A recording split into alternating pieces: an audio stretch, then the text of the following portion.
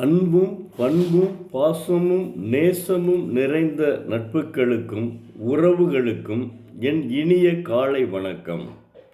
இன்று ஒரு குறள். அதிகாரம் 44, குற்றம் கடிதல். குறள் எண் 432. இவரலும் மாண்பு இறந்த மானமும் மானா உவகையும் ஏதும் இறைக்கு. பொருள் கொடாத தன்மையும் மாட்சிமையில்லாத மானமும் தகுதியற்ற மகிழ்ச்சியும் தலைவனாக இருப்பவனுக்கு குற்றங்களாகும்.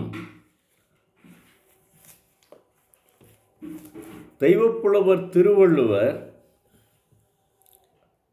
உலோப குணமும் நன்மை தராத மானமும் அளவு கடந்த மகிழ்ச்சியும் மன்னவனுக்கு குற்றமாகும் என்கிறார்.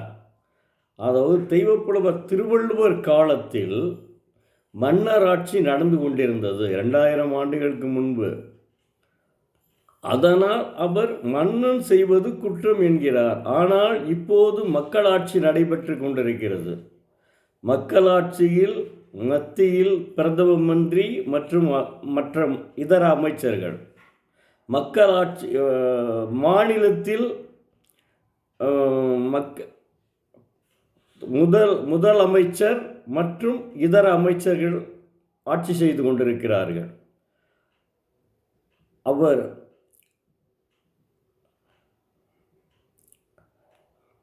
தெய்வப்புலவர் திருவள்ளுவர் என்ன சொல்கிறார் என்றால், பொருள் கொடாத குணமும், அதான் உலோப குணமும், பொருள் கொடாத குணமும் யாருக்கு? மக்களுக்கு. பொருள் கொடாத குணமும் மற்றும் நன்மை தராத மானமும் தங்கள் அரசு மகிழ்ச்சியாக நடைபெற்று கொண்டிருக்கிறது என்று தாங்கள் அளவு கடந்த மகிழ்ச்சியில் இருப்பதும் குற்றமாகும்.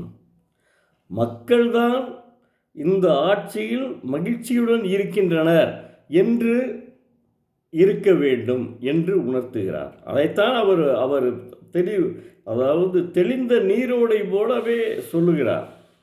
அதைத்தான் அவர் சொல்லுகிறார், வேற ஒன்றும் இல்லை. நல்லா இருக்கணும், மக்கள் நல்லா இருக்கணும். மன்னவன் நல்லா இருந்து என்ன செய்ய? மக்கள் தானே எல்லாரும், அந்த மன்னவன் கீழே மக்கள் நல்லா இருக்கிறாங்க அப்படின்னு சொல்லணும். அதைத்தான் தெய்வப்புலவர் உணர்த்துகிறார். அவர் உணர்த்தாத இதே இல்லைங்க. அவ்வளவு அற்புதமான ஒரு மனிதருங்க. மக்கள் பார்த்து தான் மகிழ்ச்சியுடன் இருக்க வேண்டும்.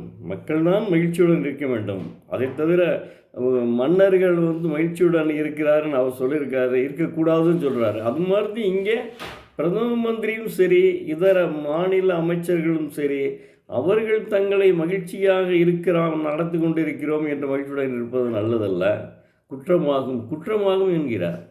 மக்கள் மகிழ்ச்சியுடன் இருக்க வேண்டும் என்கிறார். இதனைத்தான் அவர் விரும்புகிறார்.